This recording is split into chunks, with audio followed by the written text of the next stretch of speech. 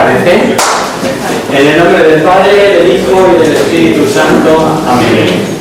Jesús, luz verdadera que ilumina a todo hombre, luz que llega a este mundo. Nosotros sabemos que tú has venido de Dios, el Padre, para ser nuestro Maestro y que enseña los caminos de la verdad. Las palabras que oímos de ti son espíritu y son vida.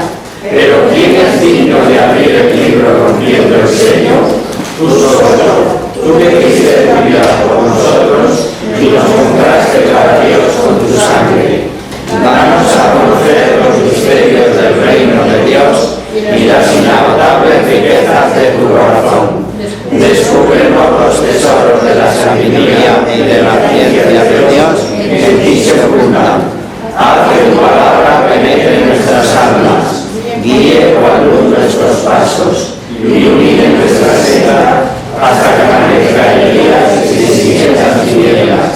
Tú que vives y reinas por los siglos de los siglos. Amén. Muy bien. Pues bienvenidos todos a este encuentro con la palabra, con el Antiguo Testamento que estamos siguiendo ahí pasito a paso. Y nos quedamos el lunes pasado, recordaréis, con uno de estos jueces que se llama Gedeón. Y el cabezoncillo él, y por estar seguro de que el Señor se lo pedía y de que por hacer ver a los suyos que efectivamente esto era una empresa de Yahvé y no suya, pues le pide esas dos pruebas con las que nos quedábamos, ¿no? El lunes pasado. Primero, que el rocío de la noche empape el velón de lana y que todo lo demás esté seco y se cumple. Dice, bueno, pero ahora vamos a rizar el rizo. Al revés, que esté todo lleno de rocío, excepto el vellón que esté seco. Pues también. Y aquella noche el vellón quedó seco y el suelo cubierto de rocío. Con estos milagros diríamos, ¿para qué te molestas, Gedeón? A ver, ¿qué más pruebas de que Dios iba a poner en sus manos a los enemigos de Israel? Pero ocurrió algo que fue una lección para Gedeón, para los que reclutó para aquella empresa y para nosotros, cristianos hoy del siglo XXI. Gedeón empezó a reclutar gente, o sea, ya estoy seguro que esto lo tengo que hacer, pero lo primero es proveerme de soldados, reclutar gente. Y Dios le dice, lee Jueces 7:2. El Señor dijo a Gedeón, tu gente es demasiado numerosa para que yo les entregue Madián. Suficiente. Quieto, que no. Eso es mucha gente. ¿Y sabéis por qué le dice el Señor que es demasiada gente? Porque luego iban a pensar que Madián había caído en sus manos por mérito de ellos y no por la intervención de Yahvé, que así pone las cosas, ¿no? No se había quedado solo reclutando. Llegó a reclutar hasta 32.000 personas y tuvo que ir rebajando gente.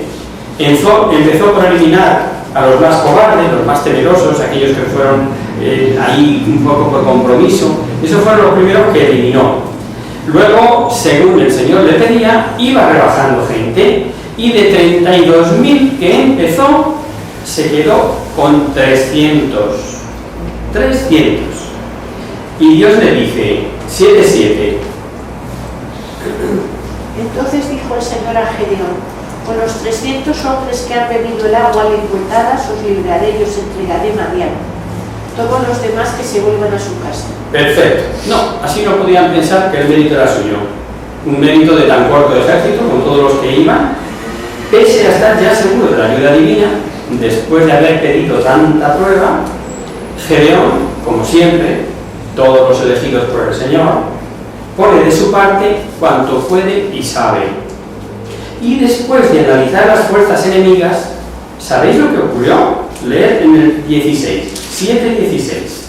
Gedeón dividió a los 300 hombres en 3 cuerpos. Les dio a todos cuernos y cántaros vacíos con antorchas dentro de los cántaros. Perfecto. Las teas, las antorchas, metidas dentro de los cántaros para que no se apaguen, y a un toque de trompeta Todos los que rodeaban el campamento rompieron sus cántaros y comenzaron a gritar: «¡Espada por Yahvé y por Gedeón!», grito que revelaba el carácter religioso de la empresa, y al tiempo movían de un lado a otro las veas, de forma que al verse rodeados de tanta gente, puso 100 en cada extremo, parecía un ejército que les había rodeado de noche. Pásate al 21, lee el 7:21. Cada uno se quedó en su puesto alrededor del campamento. Todo el campamento, como alocado, se puso a correr y a gritar y a huir. A correr, a brutar, a gritar, a huir. Y en este lenguaje que ya conocemos, de poner en Dios toda acción como si fuera ejecutada por Él mismo, o sea, de manera activa, cuando no es más que el Señor lo permite, narra el agiógrafo el desconcierto que surgió. Seguid leyendo ahí en el 22. Mientras los 300 hombres tocaban las trompetas, hizo Yahvé que volviesen todos a su espalda los unos contra los otros en todo el campamento. Su espada, no su espalda. O sea, no lo hemos entendido. Sí. Pero lo dice, como veis, como de manera ejecutiva. O sea, como el Señor le había dicho: venga, pincha, ¿no? No es eso, ¿no? Dice: hizo Yahvé que volviesen todos su espada. Permite el Señor que en aquel desconcierto unos contra otros se pinchen unos a otros. Así de sencillo. Y claro, ya hubo muchísimas bajas. No solo fue esta batalla contra los madianitas. Gedeón obtuvo otras victorias, vengó a 2 hermanos suyos que mataron y le quisieron hacer rey, hasta con derecho de sucesión. Pero este excepcional hombre tenía muy claro que el único rey de Israel era Yahvé, y no aceptó, aunque sí estuvo dirigiendo y con poderes durante mucho tiempo la batalla de Yahvé. La respuesta que dio a la petición que le hicieron demuestra la idea que tenía Gedeón de que era un pueblo teocrático. Por eso contesta. Leed 8:23. Gedeón le respondió: ni yo ni mi hijo seremos vuestro jefe. Vuestro jefe será el Señor. Vuestro jefe es el Señor. No reinaré yo sobre vosotros, ni siquiera mi hijo, o sea, nada de sucesión. Y lo mejor que se pudo decir de Gedeón es que gracias a él Madián quedó humillado y no levantó cabeza durante cierto tiempo. Es verdad que, como casi siempre, al final tuvo la debilidad, tuvo el lunar del boato, del harén oriental, en cuanto a considerar la categoría de tener muchas mujeres. Eso era prueba de gran riqueza. Y de entre sus muchos hijos, la historia solo se preocupa de uno, de Abimelech, que era hijo, por cierto, de una concubina. Y el padre dijo que no sería rey, lo acabamos de oír, pero los de Siquem, a la muerte de Gedeón, se dirigen a Abimelech, le dan dinero, compra con él a vagos, pervertidos, maleantes, que le siguen, y lo mismo que hacen los sanguinarios dictadores para prevalecer en el poder. Fijaos lo que hizo Abimelech. Leamos 9:5.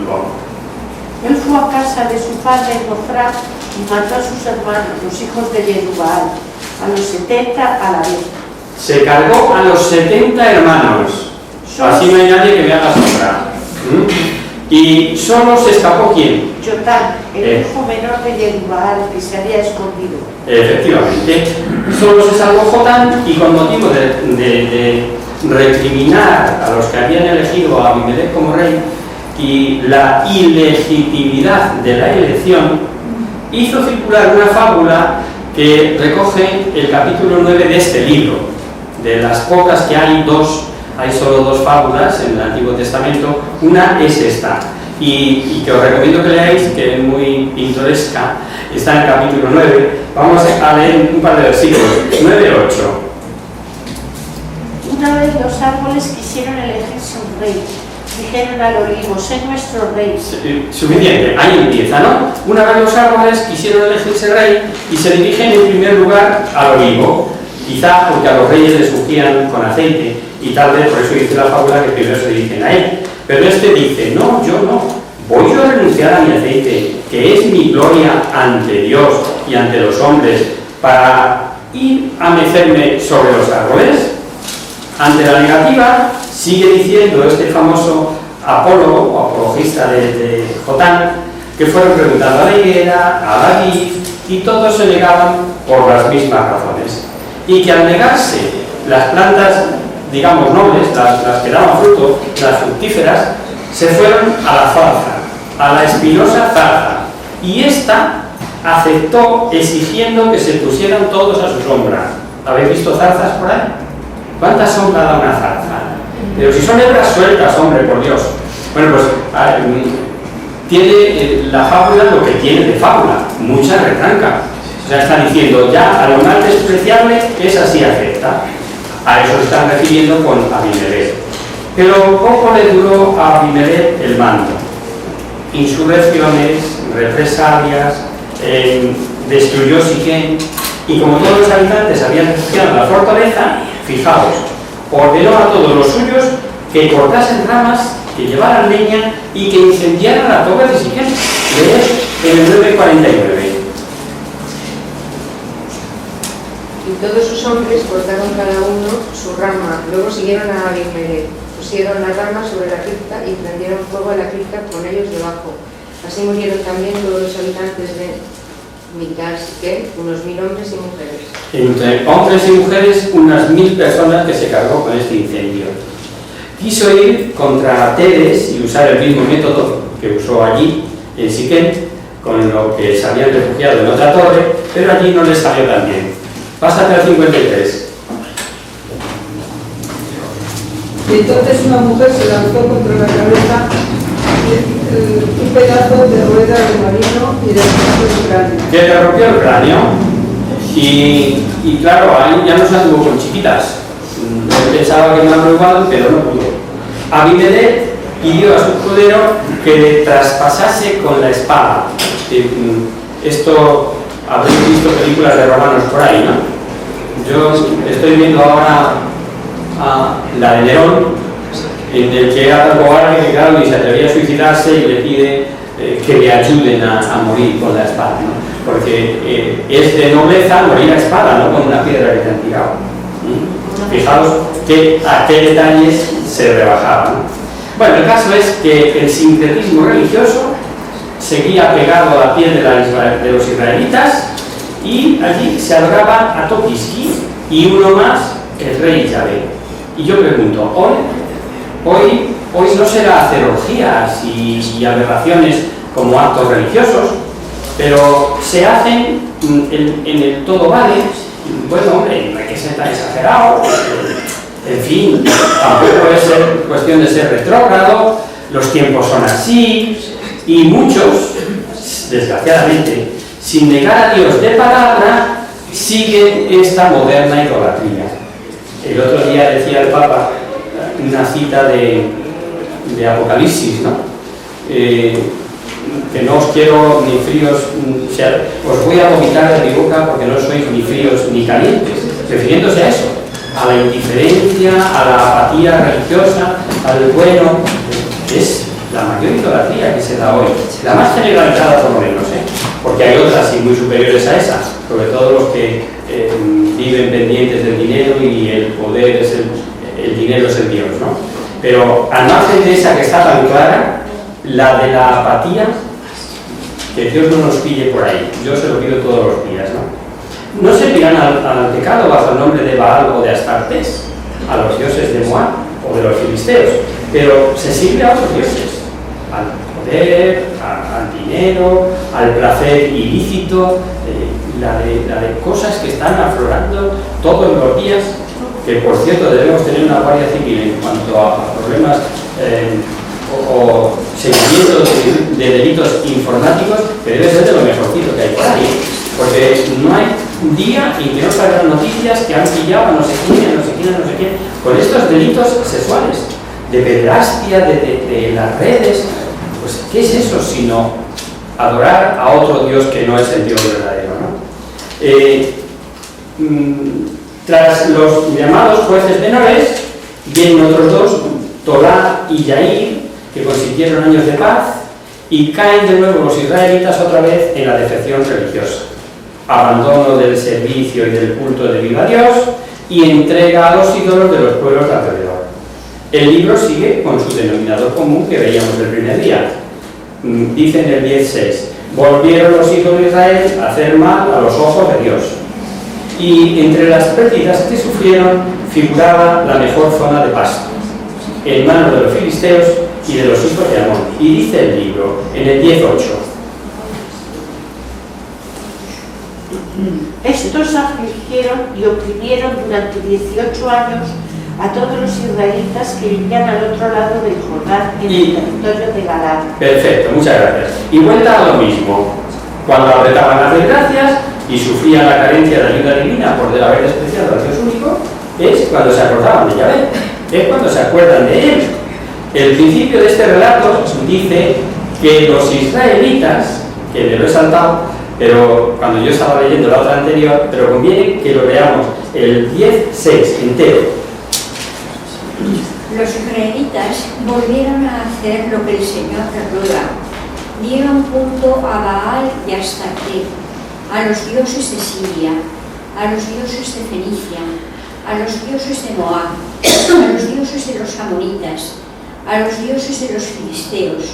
Abandonaron al Señor, no le dieron culto. Suficiente. Se apartaron de Yahvé, abandonaron al Señor.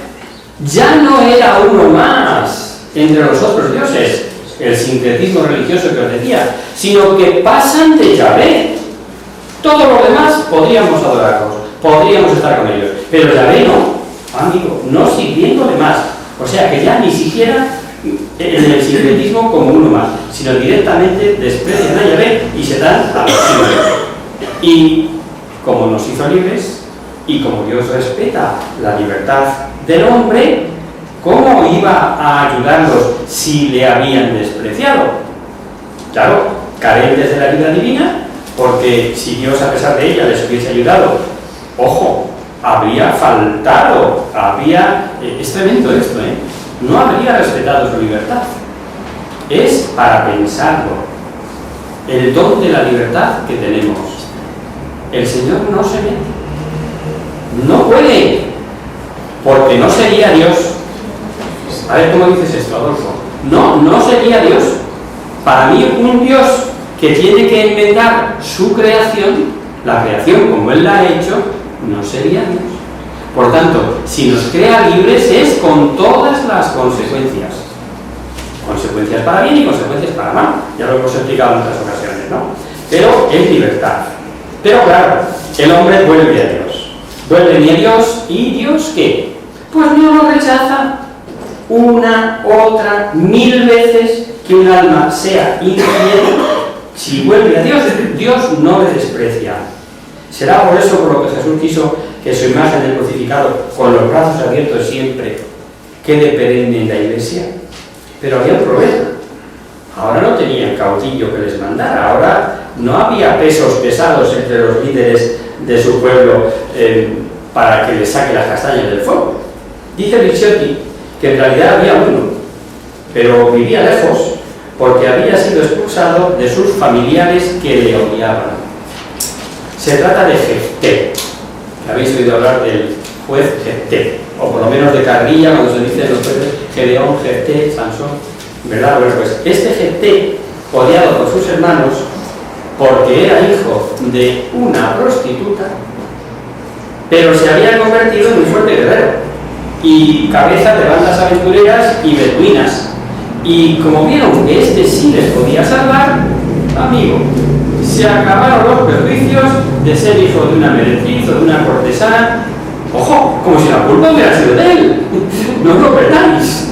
Y allá que van los ancianos del pueblo al Jefté, quienes decían: pero ¿no sois vosotros los que me arrojasteis de la casa de mi padre? Y ahora venís a mí, cuando estáis en aprieto. Leed en Jueces 11:8. Los ancianos de Galaad replicaron a Jefté: por eso ahora volvemos donde ti. Ven con nosotros, tú atacarás a los amonitas y serás nuestro jefe. Y serás nuestro jefe. Gracias.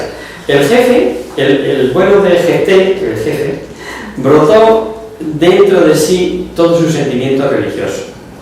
Pero hasta el punto que hizo un voto a Yahvé, pero se ve que no conocía el catecismo y lo que enseña, que los votos deben hacerse con deliberación y consejo. Y Jefté, como vio difícil la empresa, prometió a Yahvé que si vencía a los amonitas, lee 11:30. Jefté hizo este voto al Señor: si pones en mi mano a los amonitas, el primero que salga de la puerta de mi casa para venir a mi encuentro, cuando vuelva vencedor de los amonitas, le ofreceré en holocausto al Señor. Lo ofreceré en holocausto al Señor. Se le había olvidado que su Dios no aceptaba víctimas humanas. Pero como siempre, tenemos que meternos en el marco histórico, porque si no todo esto nos rechina, nos repatea, ¿no? El caso es que de Jefté la victoria fue completa, ¿no?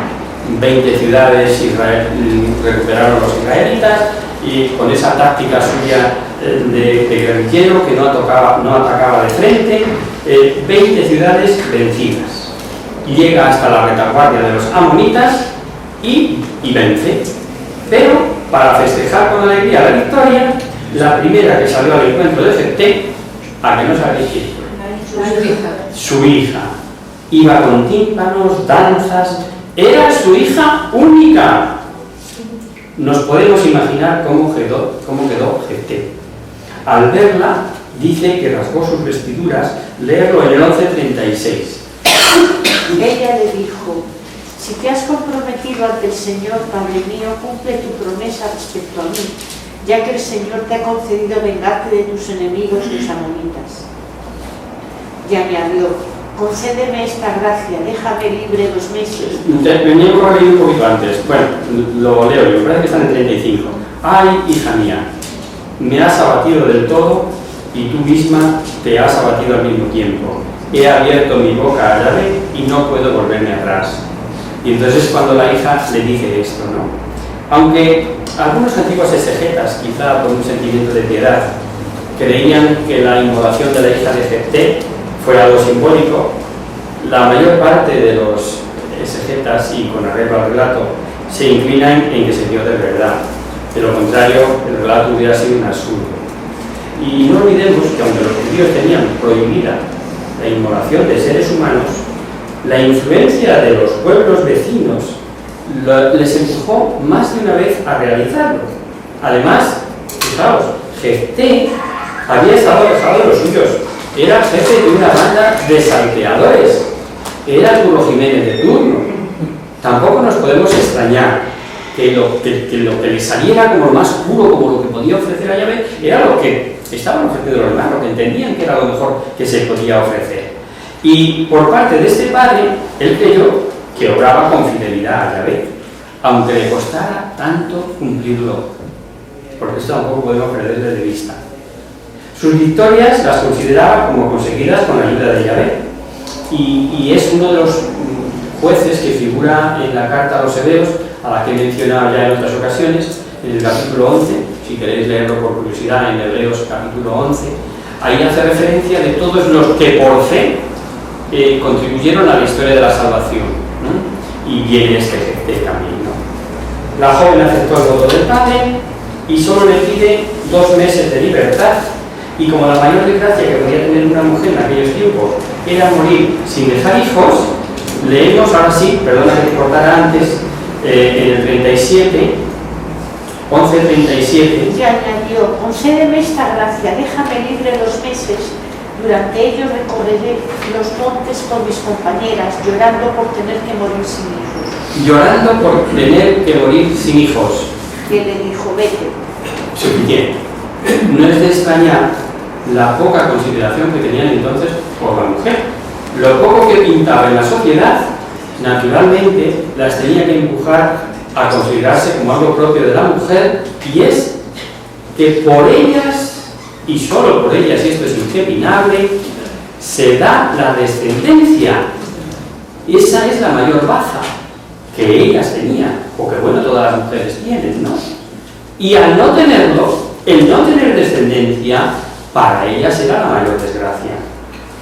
Tenía que pasar mucho tiempo para que fuese comprendiendo que para Dios hombre y mujer son iguales en dignidad. Y cuando Jesucristo, en algo tan serio como el tema de cometer adulterio, habla de igualdad para el hombre y para la mujer, segurísimo estoy, que debió de escandalizar a no pocos judíos de su tiempo, especialmente los jefes. Porque cuando el Señor dice que cuando el hombre comete adulterio y la mujer, o sea, los pone en el mismo plano, porque ellos estaban acostumbrados que si la mujer comete adulterio, pues se la despacha y punto. Pero va Jesucristo y dice que no, que el que comete adulterio, si es el hombre que comete adulterio, está en el mismo pecado, ¿no? Y un poco más adelante, ya en San Pablo, hablando de este tema, enseña con toda claridad cuando dijo que todos estábamos revestidos de Cristo. Dice en Colosenses, para los que tomáis nota, leo yo para ganar tiempo. Colosenses 3:28. Ni judío, ni griego, ni esclavo, ni libre, hombre o mujer, todos uno en Cristo Jesús. Ya no hay ni razas, ni colores, ni masculino ni femenino, porque todos unos en Cristo Jesús, iguales en dignidad. Y no digamos nada en llegar al conocimiento del valor de la virginidad. El valor de la virginidad es un paso más. La virginidad ofrecida a Dios para mejor darse a su servicio, como San Pablo escribe a los Corintios, como el que es lo mejor, obviamente, para las almas que Él elige, que son almas excepcionales y que Dios se lo diga. Porque repito, y esto me lo oiréis muchas veces, porque me parece importante que lo tengamos grabado ahí al fuego. La santidad no está en el estado, sino en la perfección de estado, que puede ser más santo. Un hombrecito o una mujer en su casa, haciendo sus tareas domésticas, o el alma que os parezca más desapercibida, que el obispo de Madrid o el Papa. Que la santidad no está en el estado, está en la perfección de estado. Y el último libro de los jueces, llamados mayores, es un héroe popular por excelencia. Es singular donde lo mires. No se le puede comparar con otros jueces. Que es Sansón. Empieza por San y acaba por Son, como dicen los profes a los niños, ¿no? Y sabe casi las niñas. Pues eso, Sansón. Tan conocido por su pueblo y que ha pasado a la historia por sus genialidades. Es un tanto bufón, ni reclutó gente, ni se puso al frente de ejército alguno, sino que actúa solo, se vale de su astucia y sobre todo de su fuerza. Sansón divertía con sus excentricidades y el pueblo admiraba su fuerza, y incluso pues tenía su fábula, y ponderaban aún más o exageraban más su habilidad y su arrojo. Lo peor de Sansón es que anteponía sus caprichos amorosos y sus negocios al interés de la nación. Tuvo por adversarios de sus empresas a los filisteos, enemigos acérrimos de Israel, diversidad de raza, eran los incircuncisos por antonomasia, los filisteos. Esos son los que, desde luego, hacían la paz, porque no se puede ordenar a judíos ni por ningún lado que se le niegue. El caso es que los filisteos se apoderan de Palestina, de Judea otra vez, y sufren castigo por lo mismo, por haber renunciado a Yahvé. Y el arrepentimiento, al verse oprimidos, zarandeados, y la respuesta de Dios de siempre no cesa. Y en esta ocasión, igual que vimos en jueces anteriores, dice el libro que volvieron los hijos de Israel a hacer mal a los ojos de Yahvé. 13:1. Los israelitas volvieron a hacer lo que les agradaba a Yahvé y Yahvé los dejó a merced de los filisteos durante 40 años. La historia nos lo presenta a Sansón como dotado de una fuerza extraordinaria. Y este es por su estado religioso, de nazireo, que es distinto de nazareno. Lo tuve que aclarar el otro día porque alguien pensaba que era lo mismo. No, no, no. Nazareno es el patronímico de Nazaret. Es decir, los de Nazaret son nazarenos, igual que los de Madrid son nazareños. Lo entendemos. Y el nazireato, o el ser nazir, es haber nacido así por haber sido consagrado por sus padres. Ya vimos en el libro de los Números que tal consagración obligaba a no cortarse el pelo, a abstenerse de bebidas alcohólicas, mientras permaneciese fiel a sus obligaciones de nazir. Durante ese tiempo contaría con la ayuda de Dios y le otorga esa fuerza descomunal y que de no ser fiel a sus obligaciones de nazir desaparecería. Aunque su madre había sido estéril, recibe este aviso de Dios. Lees 13:5. Porque concebirás y darás a luz un hijo. No pasará la navaja por su cabeza, porque el niño estará consagrado a Dios desde antes de nacer. Él empezará a salvar a Israel de los filisteos. Esto es. Y con esta revelación cerramos el repetido ciclo. Habíamos visto la infidelidad, la opresión por parte de los filisteos, el arrepentimiento y el recurrir a la ley. Y ahora ya la promesa del libertador. Apenas nacido, dice el Señor. Leer 13:24. La mujer dio a luz un hijo y le puso el nombre de Sansón. El niño creció y el Señor lo bendició. En otras traducciones veréis que dice que en vez del Señor le bendecía, se apoderó de él el espíritu de Yahvé, porque estaba en él el espíritu de Yahvé. Es lo mismo. Pero pronto comenzaron sus caprichos. Se enamoró de una filistea y, a pesar del escándalo que suponía casarse con la hija de un incircunciso, y pese a la oposición firme de sus padres, a quien, como todo israelita, repugna el matrimonio con incircuncisos, no pudieron hacer nada. Ni siquiera, vamos, le dice, pero es que no hay mujeres entre tu pueblo. Para que veáis cómo se las gastaba, él dice a sus padres, 14:3. Sus padres replicaron: es que no hay muchachas en nuestra tribu y en todo tu pueblo para que vayas a elegir mujer entre esos filisteos incircuncisos. Pero Sansón respondió a su padre: dame esa porque me gusta. Ya está, punto. Tráeme esta que es la que me gusta.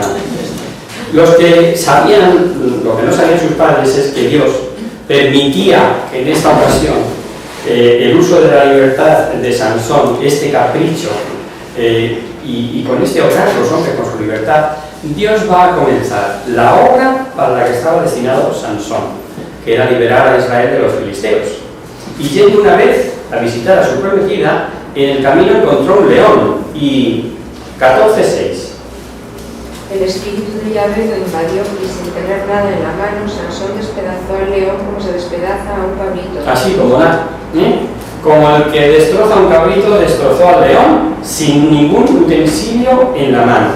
Pero ojo, ha dicho que el espíritu de Yahvé se apoderó de él, ¿no? O sea, está poniéndolo como ejecutor ya en marcha de las cosas gracias a la intervención de Dios. A la vuelta vio la osamenta del león descuartizado, no pasa nada,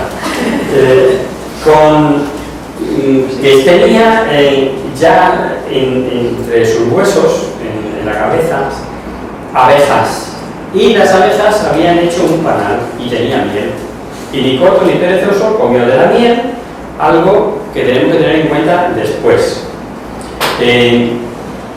Dio a sus padres miel de la que había cogido, pero sin decirlo de dónde era, porque habiendo sido tomada del cadáver de un animal, convertía el fruto en impuro. Bastante le importaba a Sansón lo puro o lo impuro de las leyes de Levítico, que no. Se casó con la filistea, dio un banquetazo, todos los invitados filisteos. Había 30 jóvenes que le tenían miedo, y Sansón les propone un enigma, diciéndoles que si se lo descifraban, le entregaría 30 camisas y 30 túnicas pero que si durante los 7 días de la boda, eso duraba una boda, no se lo descifraban, él recibiría de ellos las 30 túnicas y las 30 camisas. Estos enigmas eran frecuentes en Siria y Palestina, y Sansón quiere humillarles estando él solo en la boda, el novio solo, porque era una fiesta filistea y obviamente no había nadie de los de su casa. Se ha casado contra su voluntad, pero además con un pueblo incircunciso. El enigma era: del que come salió lo que se come, y del fuerte la dulzura. Oye, para que luzcáis esta Navidad, la gente que no sabe Biblia, le proponéis en la cena de Navidad este enigma, a ver si son capaces de descifrarlo. El que haya leído la Biblia y el libro de los jueces seguro que te lo va a sacar. Y como no daban con la solución, amenazaron a la mujer para que se lo sacase al marido recién casado. La mujer le lloraba a Sansón y le decía: lee 14:16. La mujer de Sansón lloraba y le decía: tú no me quieres, no me amas, has propuesto un acertijo a los mozos de mi pueblo y no me lo has explicado a mí. Y se tiró llorando los 7 días. Sigue leyendo. Él le dijo: no se lo he explicado ni a mi padre ni a mi madre, y te lo voy a explicar a ti. Pero hombre, ¿qué tú que te has creído? Si no se lo he dicho ni a mi padre ni a mi madre, te lo voy a contar a ti. No sabemos si de ahí vino lo de que si tu mujer te pide que tires por un tajo, pídele a Dios que sea bajo, o si es de otro, pero lo cierto es que 7 días llora que llora, al fin le sacó la solución. Y la cosa no se hizo esperar, era el último día de plazo, y antes de la puesta del sol, los de la ciudad dijeron a Sansón, leed en el 14:18. Las gentes de la ciudad le dijeron el 7º día antes de ponerse el sol: ¿qué más dulce que la miel y qué más fuerte que el león? ¿Qué más dulce que la miel? ¿Qué más fuerte que el león? Suficiente. Y Sansón contestó con un dicho que se ha hecho famoso también. Sobre todo se hizo famoso entre griegos y romanos. Y dice mucho: si no hubieras arado con mi novilla, no hubieras descifrado el enigma. Pero lo que no se esperaban estos de la apuesta es que para pagar las 30 túnicas y las 30 camisas, Sansón mató a 30 hombres, los despojó de las camisas y de las túnicas y se las entregó. Así se las regalaba. Enfurecido, se va con sus padres, se fue de la fiesta y de la boda, y la mujer la entregan a uno de aquellos mozos, no pensando que fuera a volver Sansón, pero volvió, y el padre de la mujer le negó la entrada y le informa que había dado su mujer a otro por creer que él ya la había aborrecido. Incluso le llega a ofrecer a la hermana pequeña de la mujer. Un texto importante, vamos a poner atención, porque Sansón debió ver en todo esto algo más que la voluntad de hombres, porque le dice, léeme el 15:3. Sansón le dijo: de ahora en adelante no me considero culpable del daño que hagas a los filisteos. Ahora, suficiente. Ahora sí que me la vais a pagar. Podríamos decir hoy, ya no me considero después de esto. Marchó de con los filisteos, pero claro, no sin antes hacer una de las suyas.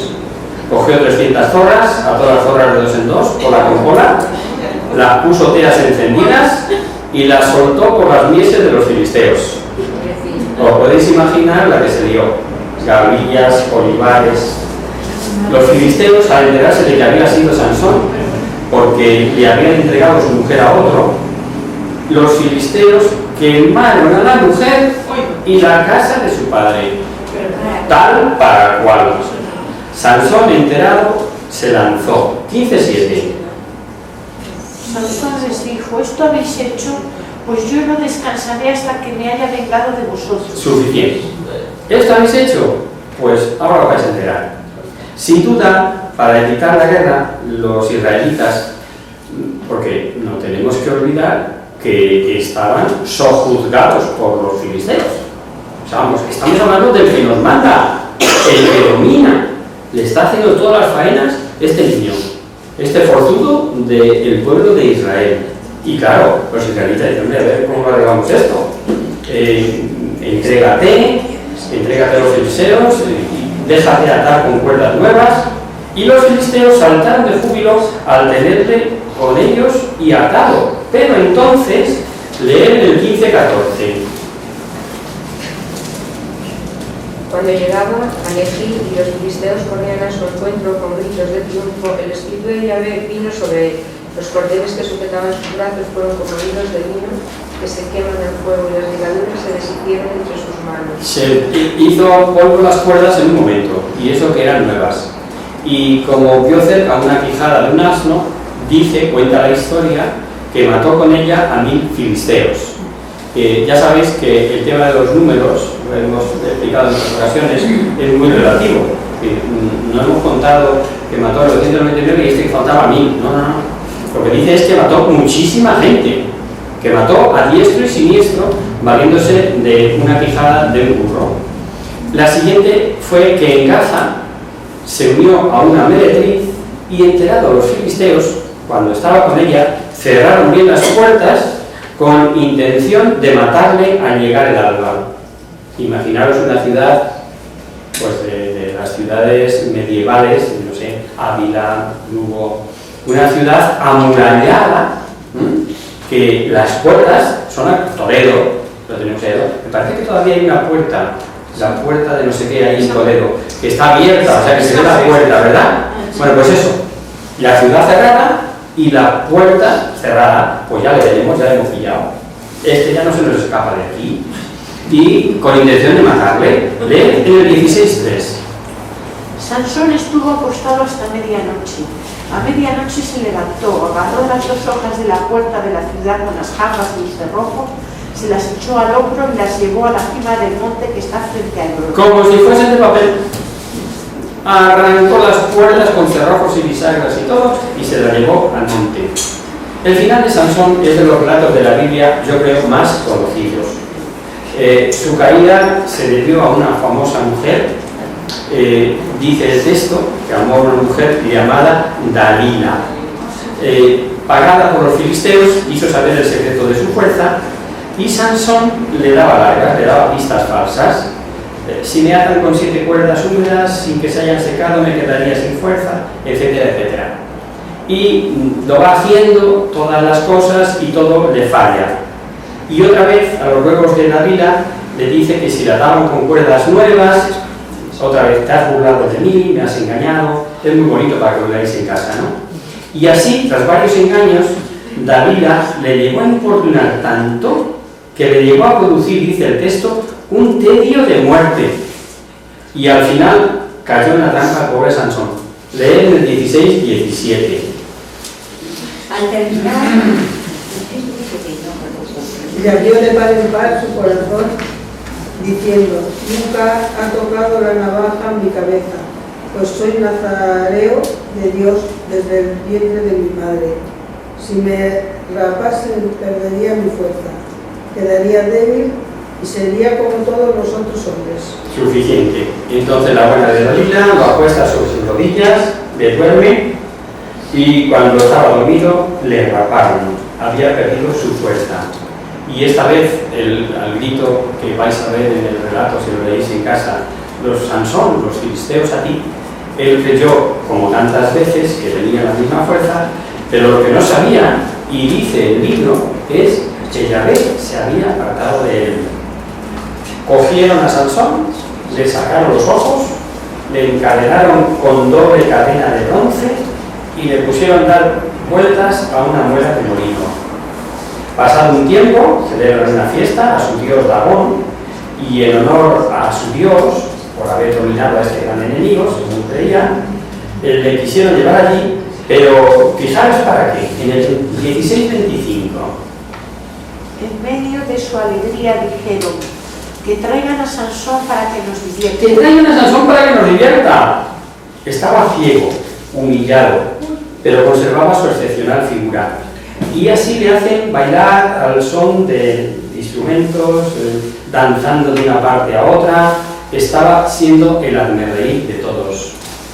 Y Sansón, si bien sabía que él moriría con su acción, lo hizo por eliminar a los filisteos y por ello pasó a la historia con la fama de haber sido un juez que hizo justicia a los enemigos de su pueblo.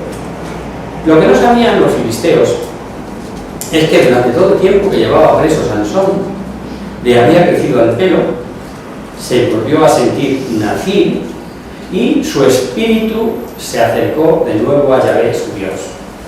Le habían puesto entre dos columnas, que eran la base del edificio. Le pide al lazarillo que le deje tocar las columnas para apoyarse, y el final se ha repetido ya por todos los tiempos y todas las gentes, y quedó el dicho ese de allí murió Sansón con todos los filisteos. Dada la fiesta que celebraban, aquello estaba a rebotar, como la plaza de los sacapuntas estaba a reposar, y se divertían. Pero entonces Sansón invocó a Yahvé, le imploró con fuerzas, esas fuerzas que había perdido, palpa las columnas y gritó, leerlo en el 16:30. Muera yo con los filisteos, apretó con todas sus fuerzas y el edificio se derrumbó sobre los tiranos y sobre toda la gente allí reunida. Los muertos que mató al morir fueron más que los que había matado en vida. Perfecto. Dice que había tantísimos. El caso es, hombre, yo presupongo, o los exegetas mejor que yo, presuponen que estaban los principales de los filisteos. Es decir, toda la nación filistea no cabe en una estancia por muy grande que sea y por mucho que estén celebrando fiestas, ¿no? Pero sí estarían los principales. Con lo cual, pues, han descabezado al pueblo filisteo y de nuevo consigue la paz, dejan de dominar sobre Israel otro largo periodo de tiempo, como habíamos visto en anteriores jueces, ¿no? Y a pesar de sus debilidades, Sansón pasó a la historia con la fama de un juez que quiso hacer justicia a los enemigos de su pueblo, y aparece igualmente en el 11:32 de la carta a los hebreos. Y aquí acaba la historia de los jueces, pero no el libro de los jueces, que tampoco me voy a extender demasiado, solamente deciros lo que tiene como dos apéndices en el libro de los jueces. Uno que da lugar al origen del santuario de Dan, que subsistió en Israel hasta el siglo 8 a.C., en el que un levita llamado Mica se hizo una imagen y convirtió su casa en un santuario. Y dice el libro que no había entonces, ojo a esta cita, casi leerla, Jueces 17:6, y con eso terminamos. En aquel tiempo no había rey en Israel y hacía cada uno lo que le parecía bien. No había rey de Israel y hacía cada uno lo que bien le parecía. Luego hay otra historia muy desagradable, casi la desaparición de la tribu de los benjaminitas, pero por una felonía que cometieron con un huésped y violan la ley de la hospitalidad y más leyes. Bueno, debéis para casa si queréis leerlo estos días, con mucha paz. Pero lo que nos pone en la pista, esta cita ya, es que nos dirigimos a la monarquía. No había entonces rey en Israel y hacía cada uno lo que bien le parecía. Esto dará lugar a un profeta excepcional, Samuel, con el que empezaremos el próximo día siguiente. Prestamos a la Virgen, en el nombre del Padre, del Hijo y del Espíritu Santo. Amén. Virgen, venga como la mañana, delicia del cielo, en tus rostros se miran los santos y se contemplan los ángeles. Haz que nosotros, tus hijos, nos parezcamos a ti, y que nuestras almas de esa vida divina, que no decaiga los años, sino que brilla en la eternidad. María, sol del cielo, despierta pura vida donde haya muerte, e ilumina los espíritus en que haya tinieblas, que reflejándote en el rostro de tus hijos, concédenos un destello de tu luz y tu fervor.